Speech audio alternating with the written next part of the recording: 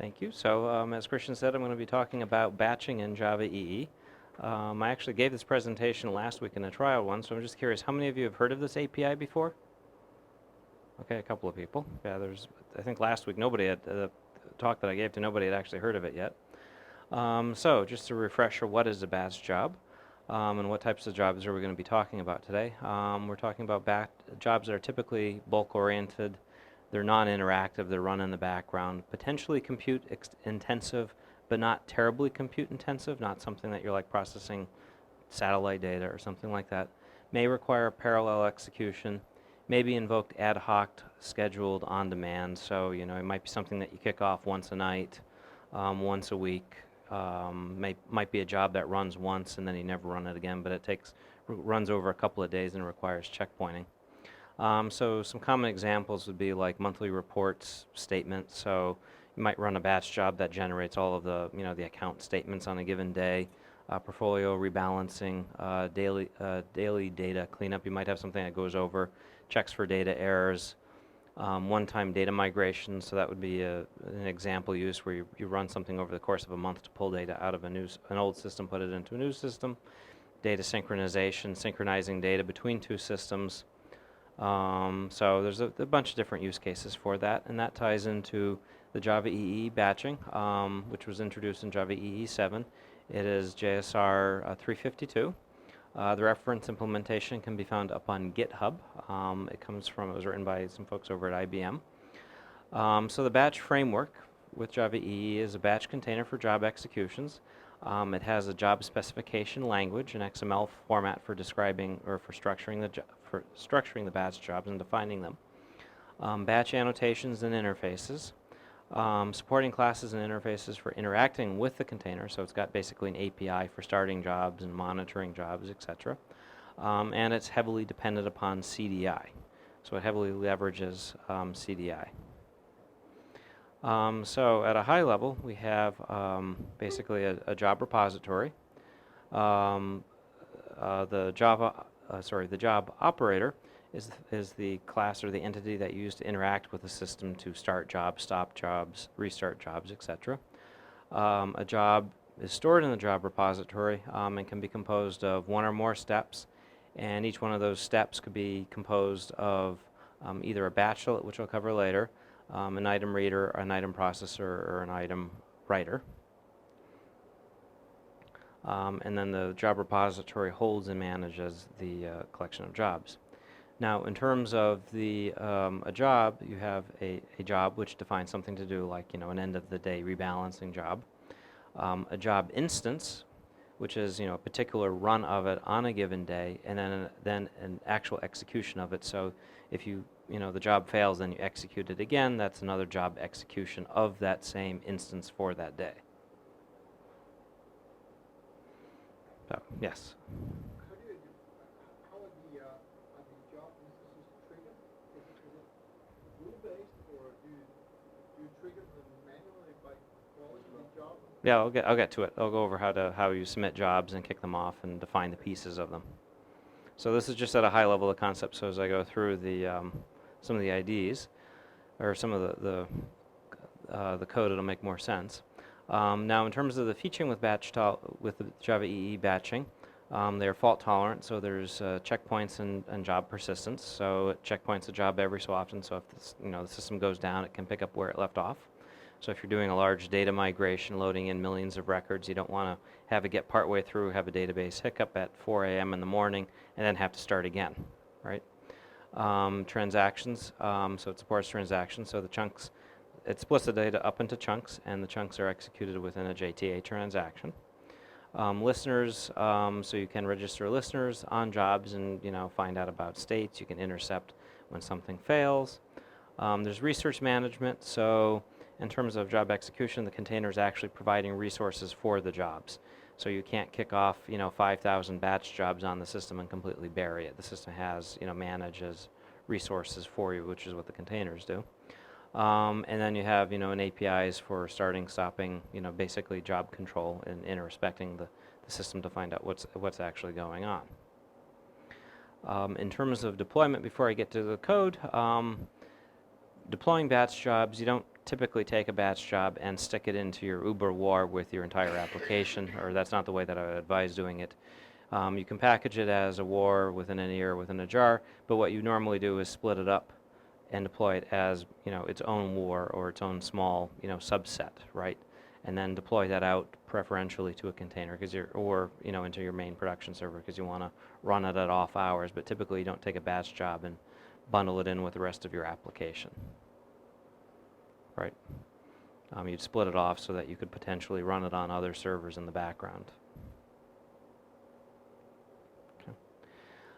So getting into some more code. So a batchlet, we'll start off with something simple, which is a batchlet. A batchlet is a free use anything.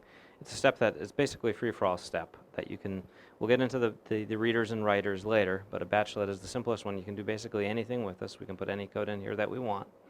You extend the abstract batchlet class, and you annotate it with named and also dependent, two things from CDI. So it requires names, so that's how the job XML is going to find a reference. That's how you're going to reference from the job XML when you string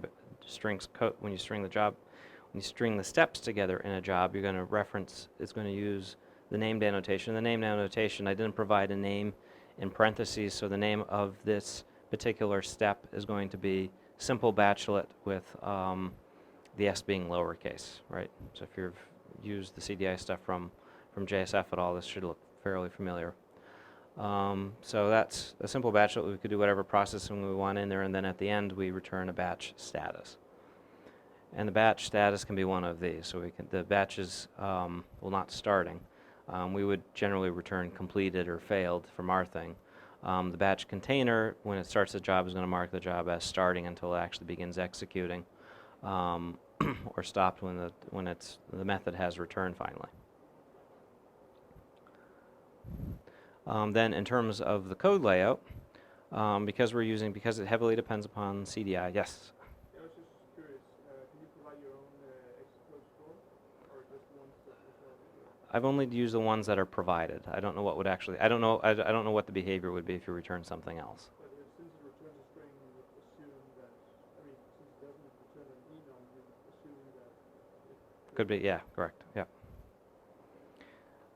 When it's CDI, it cannot be run as standalone. Yep. Can it? What's that? When you are using CDI heavily dependent on that, then you cannot have a job being standalone. Yes, that kind of job. Correct. Yes, so you'd only run this within the container.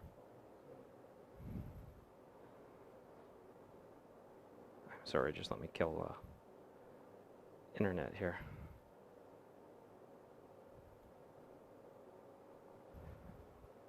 Okay, so so you would not run it within the container.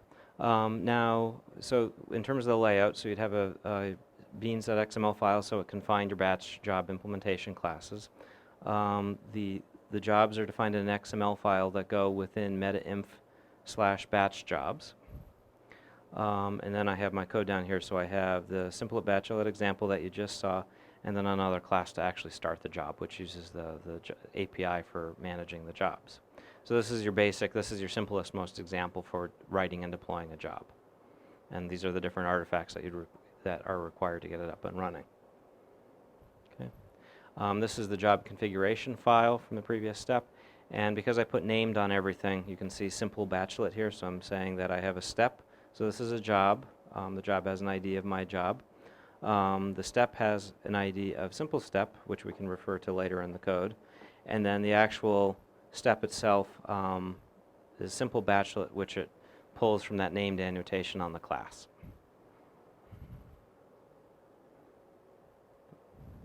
Okay. Yep, right there. So that's how it gets the name, it references the name. And then to actually execute the job, you get a reference to the batch runtime, which is a static method.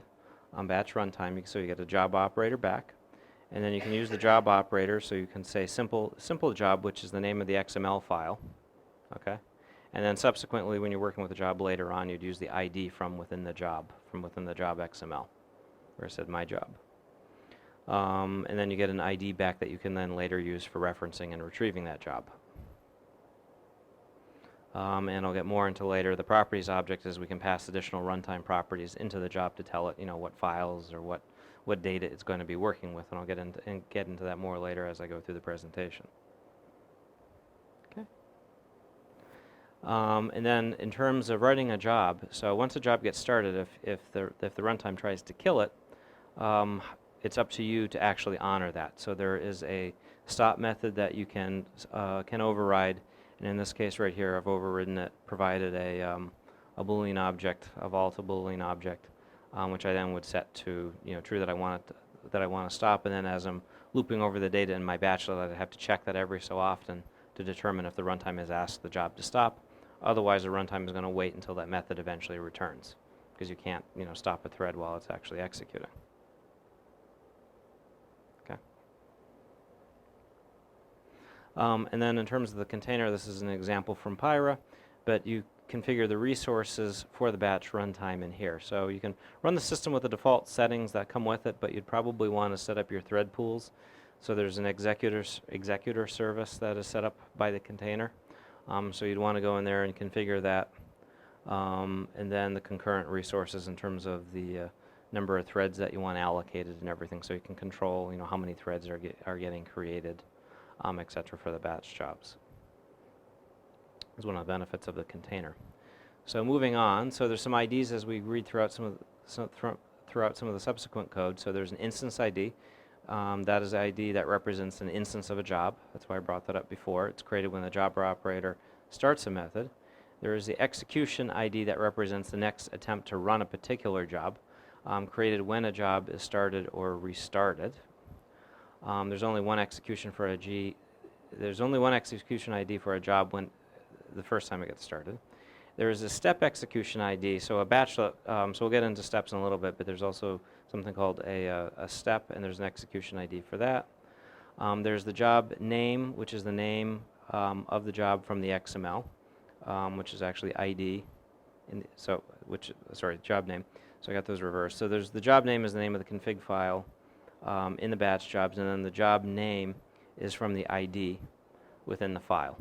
So it gets a little confusing. The first time that I used the API, I got confused because I thought that I was referring, when I said start this job, I thought it was referring to the ID from the file. It was actually referring to the file name. So that's a bit of a distinction there that you have to get over. Yes? The IDs, are they recycled, for instance? Do you need them together according to the unique? Execution ID, this is and one just get a new instance. it's up to the implementation, actually. So it returns along. Thus far, it seems that they always increment.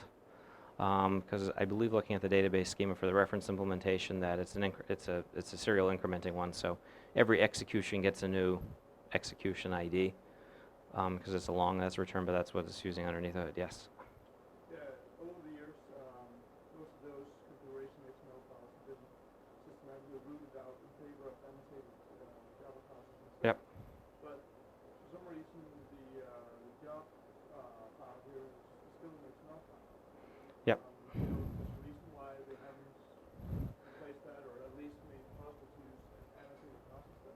Well, they are using annotated classes because you can actually reuse these steps in other. So you could create the job that I used with that batchlet. I could define another job that uses that same batchlet, right? So you could create different flows. You could have the first batchlet being some type of data processor that reaches out and grabs data, and you pass in different configuration to it depending upon what instance of it that you're using. Could I do away entirely with the XML file? Nope. No, you still have, right now the API as they wrote it still requires the XML file. So there's no way around that. So yeah, I don't know.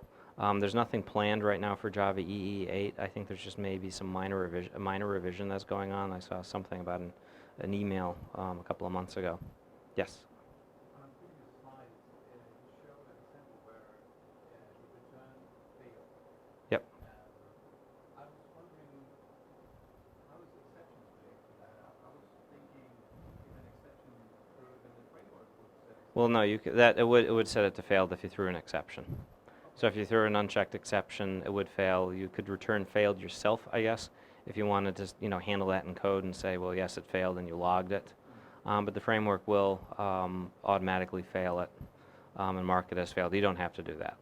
In fact, it'll even, I'll get into it, it'll even retry executing that step several times for you before it actually gives up, and that's configurable.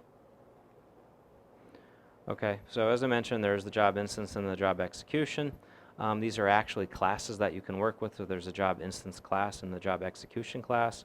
And the job execution class, you have the job name, the execution ID, the exit status, the last time it was updated, the start time, etc. So you can actually enter that batch operator class that we saw before. You can ask for a list of all the job instances, and then from the job instances you can get all of the job executions. So you can drill down into it and retrieve all the information about what the system has run or is currently running. Just to make sure I understand, is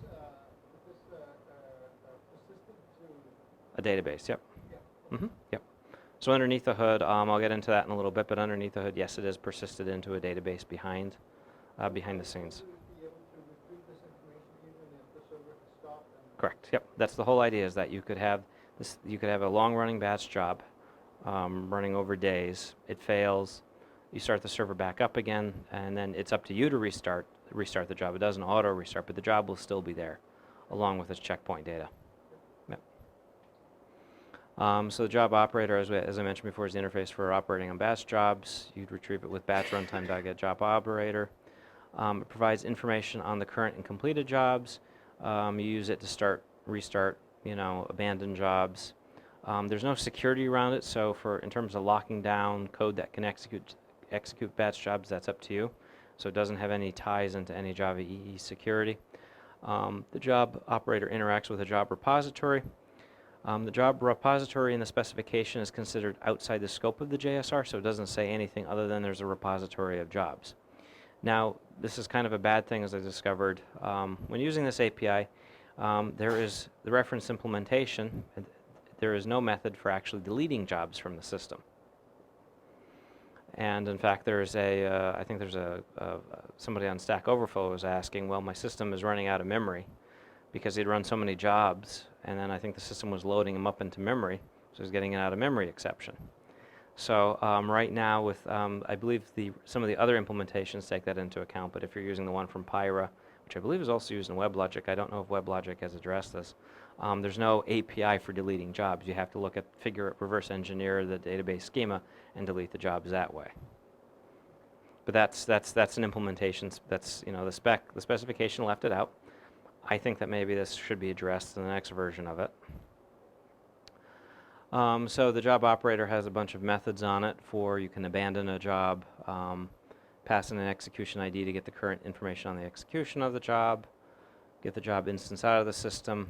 So you typically start off with, if you're writing like an admin UI, you'd start off with, get the job names, which returns a string, and then you drill down and get more information on them. Now the containers like Pyra provide a UI for allowing you to see what jobs have run in the past and what their current states are. So this is purely, you'd purely use this if you were building your own administrative interface for it, as opposed to just kicking off and checking to see if a job completed or not. What is the abandon?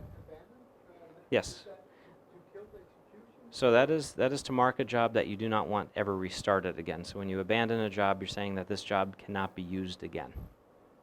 So somebody can't come in there and say, restart this job. It's going to say, no, you can't, it's abandoned.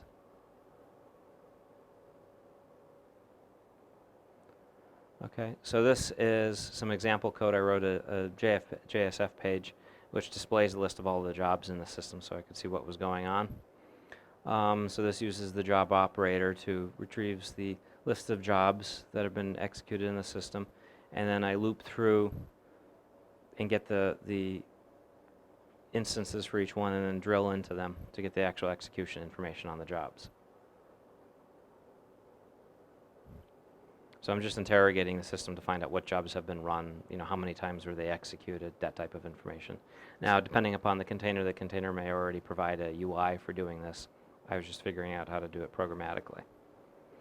So moving on, so we've seen batchlet, which was the simplest example, which is basically a free-form batch job. The one that's the preferred method of working with it is chunking, which is the primary pattern in JSR-352. Basically, this encapsulates the extract, transform, and load pattern. So the pieces of it are a reader, a processor, and then a writer. Now the processor is optional, so you could actually just have it skip from the reader to the writer actually if you wanted to, if you were just reading in data and then writing it out unprocessed. So the output is written atomically. The interfaces are, there's an item reader, writer, and processor, and then there's some abstract classes that save you having to provide stubbed out implementations for a couple of methods if you're not using them. Okay. And then in terms of the XML, once again we're using that the named annotation goes on the reader, the writer, and the processor, and then you're referencing them from within the job XML. So here we have our order reader, order processor, and order writer as a part of this job. So we've got one step, the chunk step, and then within it we've got these. When I took the screenshot of this, I actually left in, this is actually a parameter that's specified in the specification for the JSR. So here I'm specifying the transaction timeout for when it's executing, so it'll kill basically a step if the transaction timeout is exceeded. In terms of chunking configuration, so that was the simplest example. I didn't put any additional configuration on here.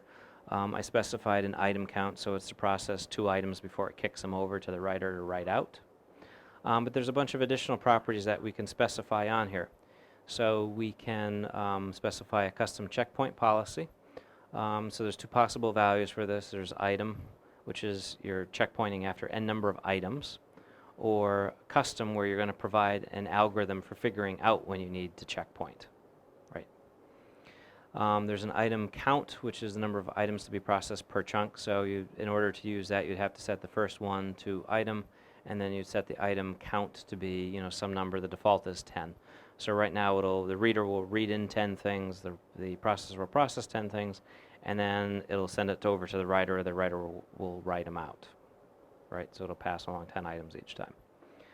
There's the time limit, which is the time in seconds before taking a checkpoint. And there's a checkpoint method on the classes that say, that basically says, give me your current checkpoint. You return a serialized object with some type of tracking so that you would know how to restart. A skip limit, the number of exceptions a step will skip if there are configurable skipped exceptions.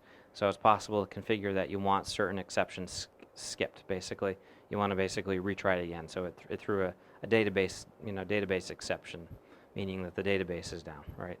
So you want it to retry rerunning the job, and then there's a retry limit where you can specify the number of times you want it to retry before it gives up. So say, this is trying to take into account the situation where you're doing like a long data migration and you didn't realize it, but at 4 o'clock on Saturday morning, 4 a.m., they're going to restart the databases. They're going to do some database operation when your batch job is running, right? So you want the system to try retrying a couple of times before it says everything has failed and somebody has to come in and address the problem. Okay. So this is an example here of skippable exceptions. So I'm specifying which exceptions to include and ignore. So you'd add this block within the writer. And then in terms of how chunking works, just kind of split it out more graphically. So we have, when we kick off executing the step, we read in a bunch of items, and then we process. For each item that we read in, we send it to the processor, and after we finish processing it, the system collects up for the item count and then passes, n number of items off to the writer to process.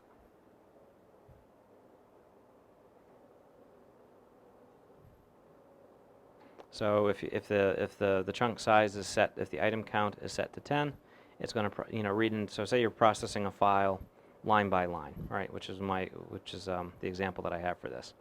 And so I say that I want it to process 10 lines and then write them to a database. So it reads in 10 lines, sends 10 lines to the processor. Each one it processes, the system collects the 10 lines, and then it sends it to the writer, which writes it out atomically and commits the transaction. Okay. Chunking item readers. So this is the implementing the interface. So we've got we can inject a job context, which allows us to find out more information about what's running. There's an open method, so if we're starting from a checkpoint and we're starting the job again, that's how we can set things up and know where we started again. a close, which allows us to perform any necessary cleanup afterwards, a read item, and then also a method callback for us, allowing us to provide checkpoint information back. And the one thing I'd also mention is that this ties in with CDI, so you can inject your persistence context, you can inject other beans, so you can you're not just limited. The container doesn't just create this class, you can have other things injected into it. This is an order processor, so we implement the item processor interface, and it's a very simple method. We have the item that's being passed in, and we return the object back that we were going to want written out. And then this is a writer, so example writer, so we have the open, so this also ties into checkpointing. We've got the open for the checkpoint, a close allowing us to clean up any resources if we need to. The item count passes in, so it takes, if we specified an item count of 10, process them, and it's going to give us 10 items to write out as a chunk. That's why it's a chunk-oriented processing. And then also another checkpoint method providing support for checkpointing other writer. Okay. So that, yes. You said that the writing process was atomic. That in there so that allows you to checkpoint, but it's executed within a JTA transaction. The ability to checkpoint, but it executes it within a transaction, so if it rolls it back.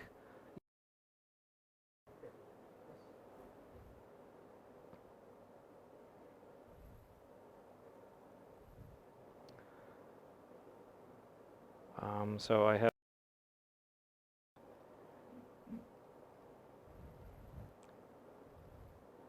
a simple batch job which reads and processes this file. Oh, sorry.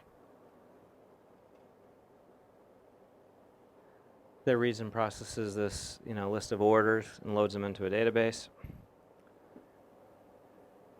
If we switch over, we have an order reader.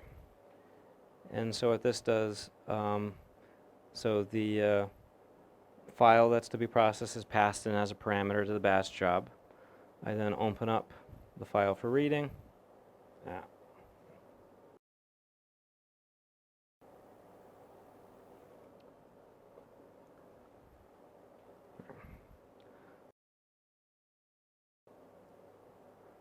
Open up the file for reading, and then item, I read a line from the file, and I return that. So that's my checkpoint, right? And return that as the checkpoint. The processor takes the line that comes in and turns it into an order item object. So basically just takes and parses the line, creates an order item object, setting all the fields that came in. Okay.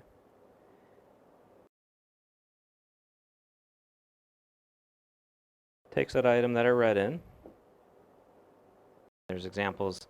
There's one example that I'll have in the end where you're processing, downloading, like gigabyte files that you want to process. And you want to keep track of, where you are in processing it. So that's the simplest example.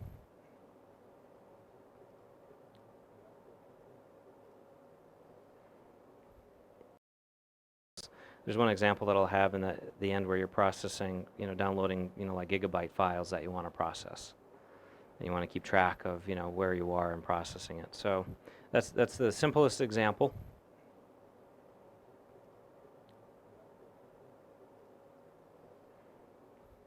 Okay.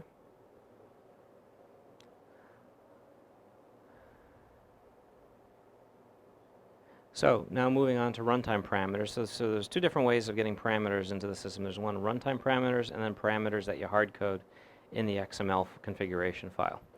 So runtime properties, you pass in, you create a properties object, you set the properties, and you pass the properties object in, and then you use this block of code to basically retrieve the properties. So you get a hold of the batch runtime, you get the job context, and you get this properties object back that you can then interrogate for your properties. So the example we just saw, that's how I pass in the file. I create properties object up here with the file name that I want to process, and then down here I use this block of code to retrieve the settings at runtime for it. Okay. The next one are predefined properties. These are properties that you put in the XML file. So say you're reusing the same job over and over again, the same implementation, the same batchlet over and over again, but depending upon which job you're using it in, you're going to pass in a different parameter, right? So in the case of this one, I added a property in here, a hard-coded property as for whether this job is working with commented delimited files or not. So it could change how it processes things. And when you do it this way, you can then use injection, and it will actually inject the value in. Now, it doesn't do any conversions for you, so everything it injects is a string. So even though up here I have true in the file, it will inject a string into the code. Now, when you read the documentation, you might have thought that the property map that you passed in before might be turned into properties that were injected. That's not the case. So that's why there's two different ways of getting a hold of configuration parameters that get passed in. Okay. And then in terms of execution, so if you're running this with the steps and one of the steps fails, then actually I'll skip that for right now. So moving on to job listener configuration. So as I mentioned before, you can actually register listeners on jobs to find out when they started, they stopped, etc.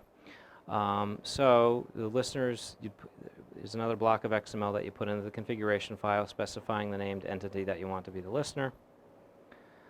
This is an example job listener. I created a logging job listener. And we get there's two callbacks within it. There's a before the job executes and after the job executes. And once again, we can use the full CDI injection, so I get a reference to the job context, which I can then use to find out my listening on what was started and get more information about what was running. Okay. There are also step listeners. So we can register for the different steps. We can register listeners to find out when they started and stopped. So the interface is basically the same. And as you can see right here, before step, after step. So this allows us, so the job listener is the overall job. The step listener allows us to listen to events on the individual steps within a job. Now, depending upon the type of job that you're running, you might want to partition it up, right? So you might want to have, if it was a very long file, maybe you want to split up processing of the file where, halfway through you have two different sets of readers, writers, and two different sets of readers, processors, and writers working on the file. So in this case here, I took the previous example, and if I had a very large file, the first partition would process records with a range of 1 to 10, and then the next one would process it from 11 to 20. Now the parameters that I pass in here, the start and stop, those are up to me. I've defined those. I've defined that as in terms of how I'm partitioning it. So I could have called start line, whatever else. Now the values that go in here are actually hard-coded, so there's no way to actually dynamically do this at runtime, at least with a reference implementation. So in this case right here, we're taking the previous reader and writer and we're having it execute. We're splitting the file in half. So if there were 20 lines in the file, we'd have the first set processed by one group and the second set processed. They'd be processed in parallel. So the file would be split in half. And then those settings that I showed you in the previous one with the start and stop, I have them injected into the partitioned order reader. Okay. So the next thing is decision configuration. So you might, if you have multiple steps in a batch job, you might want to say, well, if this happens, then jump to this step.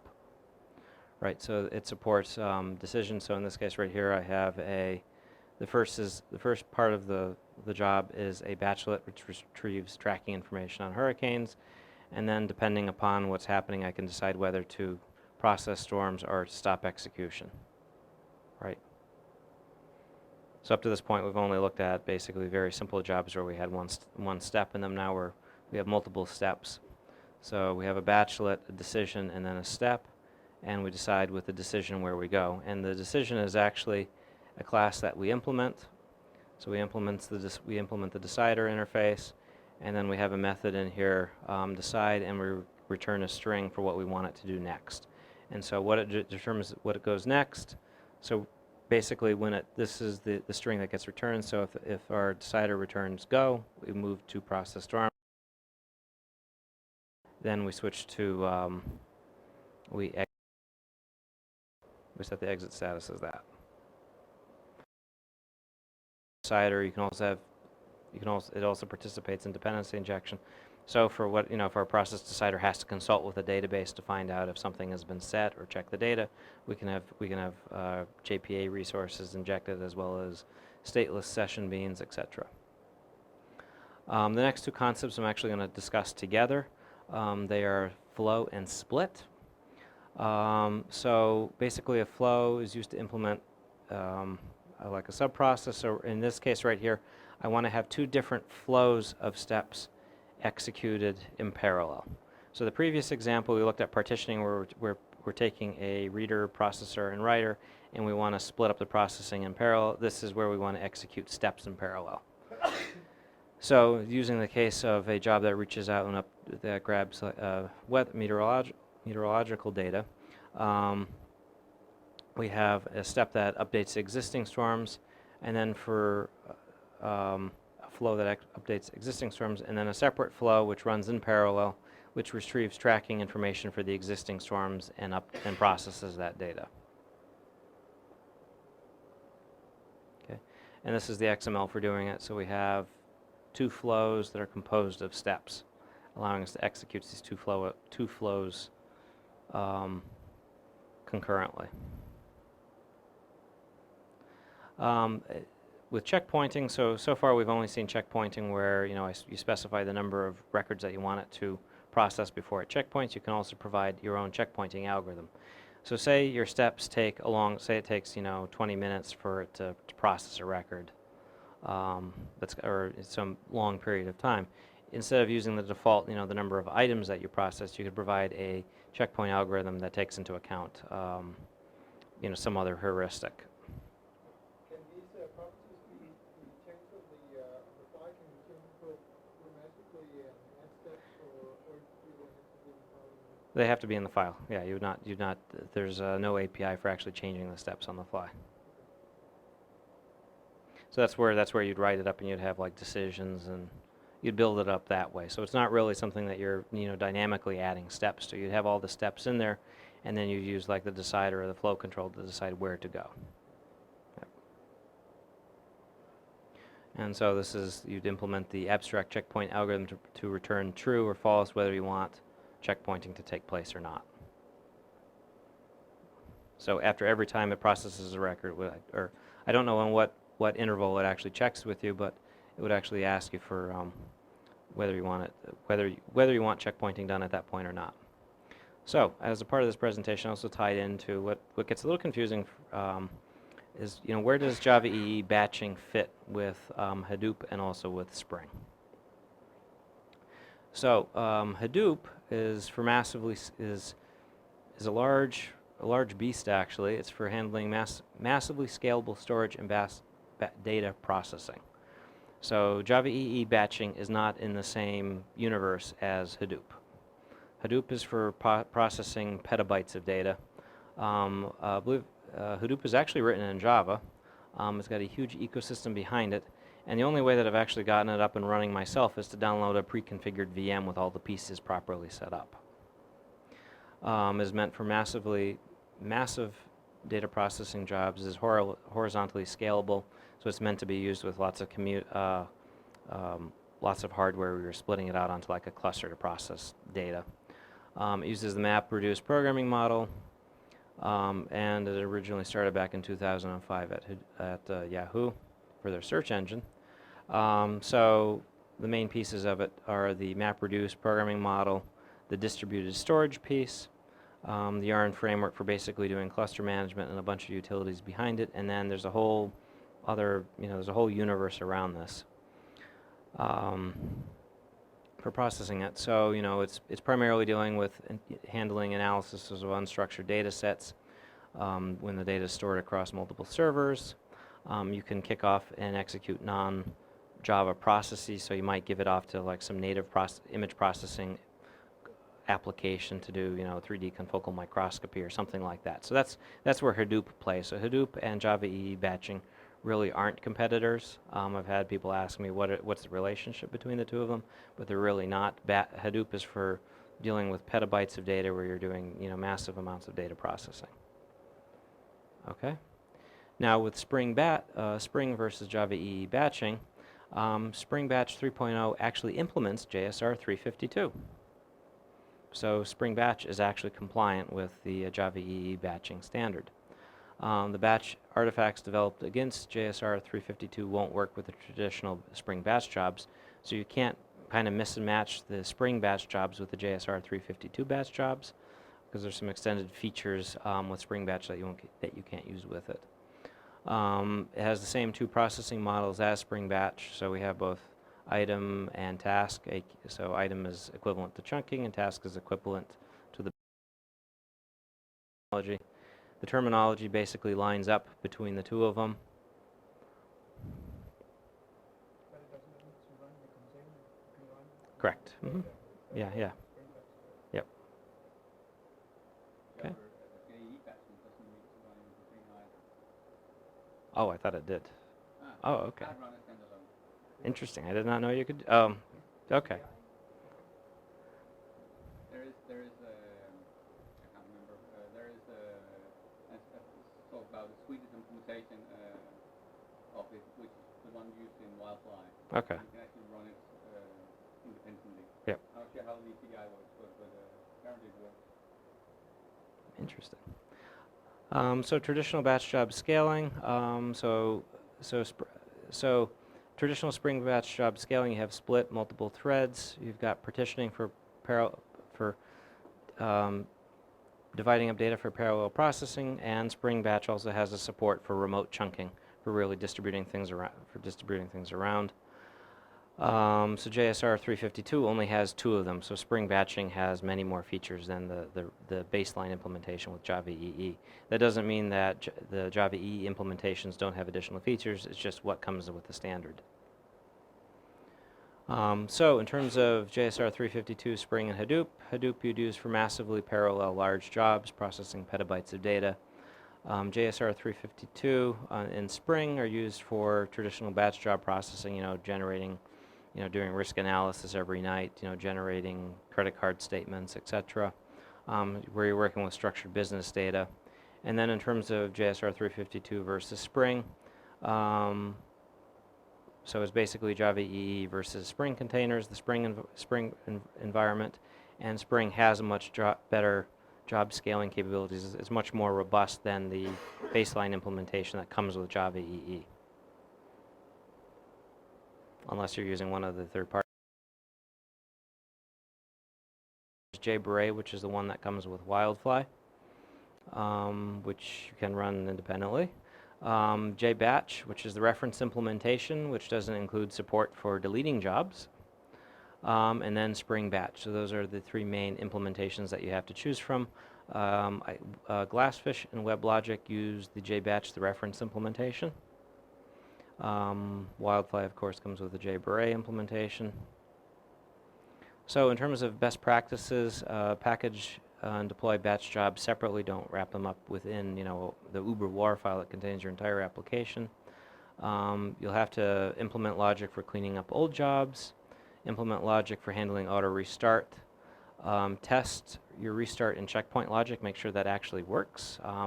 It's really bad to find out when there's a production problem that your checkpointing logic was actually wrong. You were off by one record or something like that.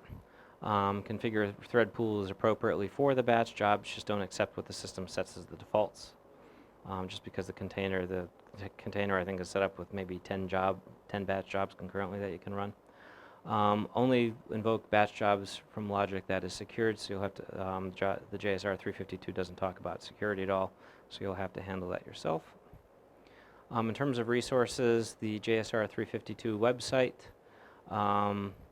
there is a good website, Java EE support, which has tons of examples, very simple examples of all of the different features, how to use checkpointing, how to use all the different pieces of Java EE batching. the Spring Batch documentation, and also the Spring documentation for how it differs with 352, and what are the relationships between the two of them.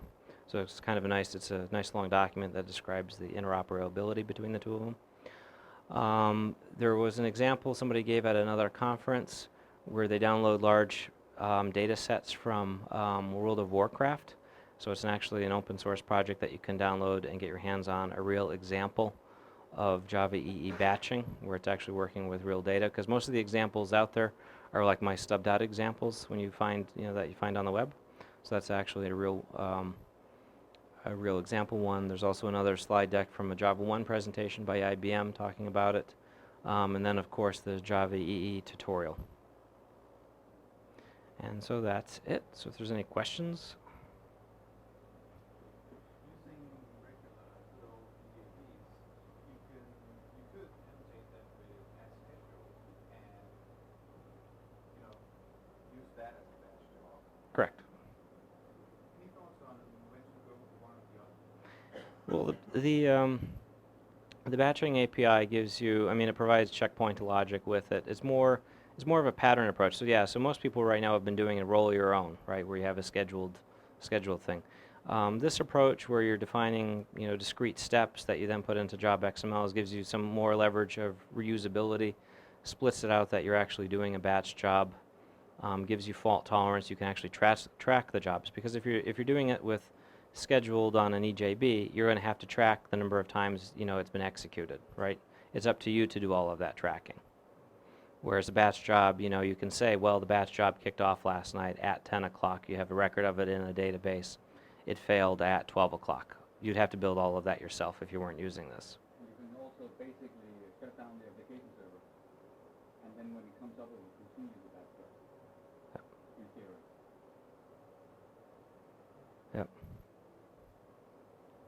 Are there any generic GUIs for browsing the job repository and stuff like that, regardless of the implementation? Nope, not that I know of. In fact, the specification doesn't define how that job repository stores it, so there wouldn't be any tool that would allow you to see across different implementations.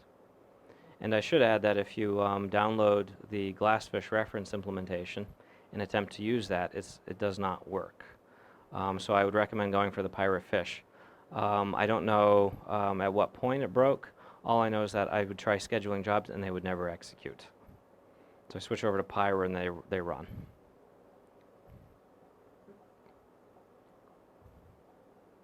Okay, if there's no other questions, thank you. Okay, thank you.